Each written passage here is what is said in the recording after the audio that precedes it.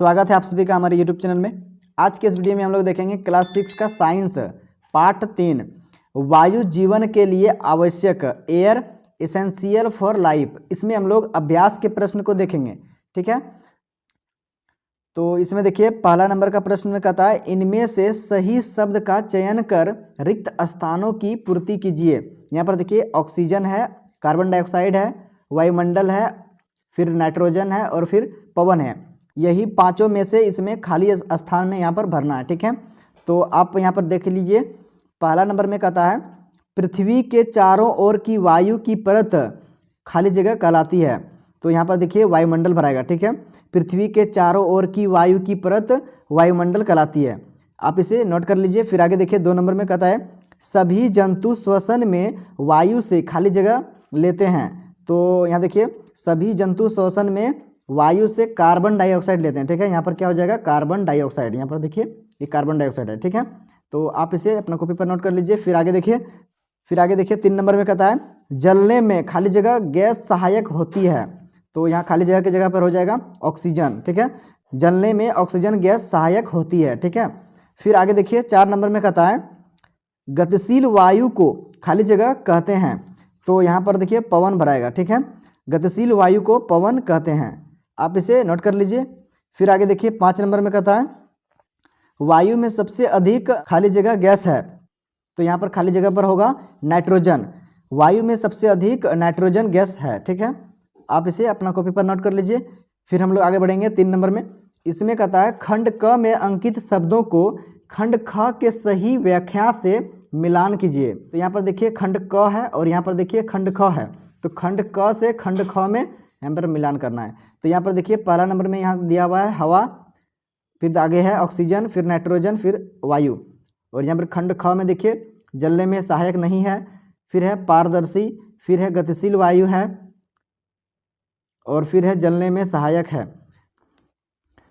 तो यहाँ पर देखिए ये हो जाएगा 1 नंबर का हवा गतिशील वायु है, 3 नंबर का हो जाएगा यहाँ पर, ठीक है। हवा गतिशील वायु है, ठीक है। फिर आगे देखिए ऑक्सीजन दिया हुआ है 2 नंबर में, इसमें है ऑक्सीजन। तो ऑक्सीजन क्या है, तो यहाँ ऑक्सीजन का हो जाएगा ऑक्सीजन जलने में सहायक है, ठीक है। अब फिर आगे देखिए नाइट्रोजन दिया हुआ है 3 नंबर में। तो नाइट्रोजन क्या हो जाएगा, नाइट्रोजन जलने में सहायक नहीं है, ठीक है। फिर आगे है वायु। तो वायु से हो जाएगा यहाँ पर वायु पारदर्शी है, ठीक है। वायु के आर पार हम लोग देख सकते हैं। तो ये हो गया, इसका मिलान कर दिए खंड क से खंड ख, आप इसे अपना कॉपी पर नोट कर लीजिए। फिर आगे देखिए इसमें कहता है सही उत्तर के सामने टिक एवं गलत के सामने क्रॉस चिन्ह का चिन्ह लगाइए। तो यहाँ पर देखिए पहला नंबर में कहता है वायु गैस जलवाष्प एवं धूलकण का मिश्रण है। तो देखिए इसमें कहता है वायु गैस जो है ना जलवाष्प एवं धूलकण का मिश्रण है। तो ये इसमें सही बोल रहा है, तो ये हो जाएगा इसका राइट हो जाएगा। फिर आगे देखिए कहता है 2 नंबर में मिट्टी में वायु उपस्थित नहीं होती है। तो ये गलत हो जाएगा, ठीक है, क्योंकि मिट्टी में जो होता है ना वायु उपस्थित होती है, ठीक है। फिर आगे देखिए ज्वलन में कार्बन डाइऑक्साइड सहायक होती है। तो ये गलत हो जाएगा क्योंकि जलने में क्या होता है ऑक्सीजन का सहायक होता है, कार्बन डाइऑक्साइड का नहीं। तो ये गलत हो जाएगा। फिर आगे देखिए कहता है वायु हवाई जहाज उड़ाने में सहायक होती है। तो ये सही हो जाएगा, इसका ये राइट हो जाएगा। फिर आगे देखिए कहता है वायु को हम देख सकते हैं। तो ये हो जाएगा गलत हो जाएगा, ठीक है, क्योंकि वायु हम लोग हवा को हम लोग नहीं देख सकते हैं। तो आप इसे नोट कर लीजिए। अब हम लोग बढ़ते हैं आगे। आगे है 4 नंबर का। इसमें 4 नंबर में देखिए वायु के संघटक क्या है। तो इसमें बताना है कि वायु के संघटक क्या क्या है उसको बताना है, ठीक है। तो चलिए इसका उत्तर को देखते हैं। तो फ्रेंड्स आप यहाँ से उत्तर लिखिए वायु में नाइट्रोजन और ऑक्सीजन की मात्रा 99% है, शेष 1% में कार्बन डाइऑक्साइड और कुछ अन्य गैसें जलवाष्प तथा धूलकण होते हैं, ठीक है। तो आप इसे अपना कॉपी पर नोट कर लीजिए। अब हम लोग आगे बढ़ते हैं 5 नंबर की प्रश्न की ओर। 5 नंबर में कहता है वायुमंडल किसे कहते हैं। तो चलिए इसका भी उत्तर देख लेते हैं। तो इसका उत्तर लिखिए पृथ्वी की सतह से कई किलोमीटर ऊपर तक वायु की एक पतली परत ने पृथ्वी को घेर रखा है, इसी को हम लोग क्या कहेंगे वायुमंडल कहेंगे, ठीक है। तो इसी को वायुमंडल कहते हैं, ठीक है। तो आप इसे अपना कॉपी पर नोट कर लीजिए। फिर हम लोग देखेंगे आगे 6 नंबर का प्रश्न। इसमें कहता है वायुमंडल में कौन सी गैस श्वसन के लिए आवश्यक है।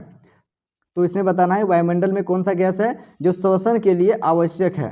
तो चलिए इसका उत्तर देखते हैं।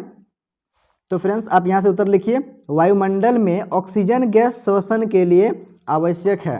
ठीक है, आप इसे अपना कॉपी पर नोट कर लीजिए। फिर हम लोग देखेंगे आगे 7 नंबर का प्रश्न। इसमें कहता है जल में मिट्टी डालने पर वायु के बुलबुले बाहर क्यों आते हैं। तो फ्रेंड्स इसका भी चलिए उत्तर देख लेते हैं। तो आप इसका उत्तर यहाँ से लिखिए कि मिट्टी छोटे छोटे कणों से बनी होती है एवं इन कणों के बीच जो खाली स्थान होती है उसमें वायु रहती है। जब मिट्टी को जल में गिराया जाता है तो जल इन छिद्रों में प्रवेश करता है तो वहाँ की वायु बुलबुले के रूप में बाहर आ जाती है। ठीक है, आप इसे नोट कर लीजिए अपना कॉपी पर। आगे अब हम लोग देखेंगे 8 नंबर का प्रश्न। इसमें कहता है वायु में कौन सी गैस सबसे अधिक मात्रा में उपस्थित होती है। ठीक है, तो चलिए इसका भी उत्तर देख लेते हैं।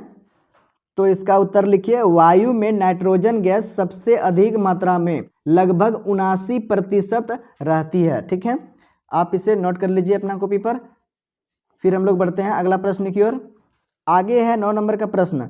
इसमें कहता है वाद्य यंत्रों में वायु की महत्वपूर्ण भूमिका होती है, आप कैसे प्रमाणित करेंगे।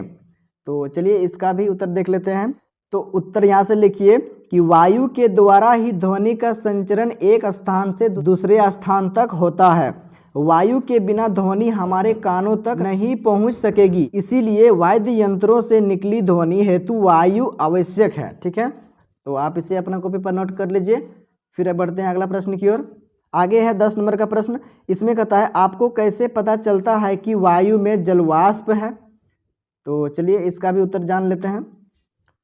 तो फ्रेंड्स इसका उत्तर यहाँ से लिखिए, जब वायु किसी ठंडे पृष्ठ के संपर्क में आती है तो उसमें उपस्थित जलवाष्प ठंडी होकर संगठित हो जाती है तथा जल की बूंदें पृष्ठ पर दिखाई देती है। इससे स्पष्ट है कि वायु में जलवाष्प है। ठीक है, आप इसे नोट कर लीजिए। फिर हम लोग बढ़ते हैं अगला प्रश्न की ओर। आगे है 11 नंबर का प्रश्न। इसमें कहता है ऐसे क्रियाकलापों की सूची बनाइए जो वायु की उपस्थिति के कारण संभव है। ठीक है, तो चलिए इसका भी उत्तर देखते हैं। तो इसका उत्तर लिखिए, पहला पॉइंट में लिखिए कि वायु पवन चक्की घुमाती है। दूसरा पॉइंट देखिए, वायु नावों को खेने में, ग्लाइडर, पैराशूट तथा हवाई जहाज को चलाने में सहायता करती है।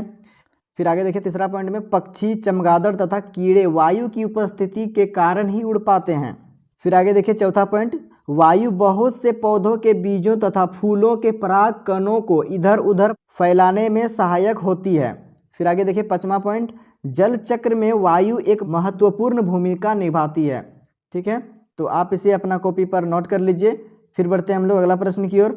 आगे है 12 नंबर का प्रश्न। इसमें कहता है आप कैसे दर्शाएंगे कि खाली कहा जाने वाला गिलास वास्तव में खाली नहीं है। तो चलिए इसका उत्तर देखते हैं।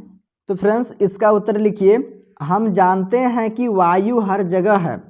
किसी खाली गिलास में जलती मोमबत्ती जलती रहती है। अगर छोटे गिलास से जलती मोमबत्ती को ढकते हैं तो तुरंत बुझ जाती है, परंतु बड़े गिलास में थोड़ी देर एवं खुली गिलास में बुझती नहीं है। इसमें स्पष्ट है कि खाली गिलास वायु से भरी रहती है।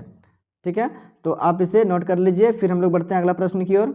आगे है 13 नंबर का प्रश्न। इसमें कहता है मुंह से सांस लेना क्यों हानिकारक है। तो चलिए इसका उत्तर देखते हैं।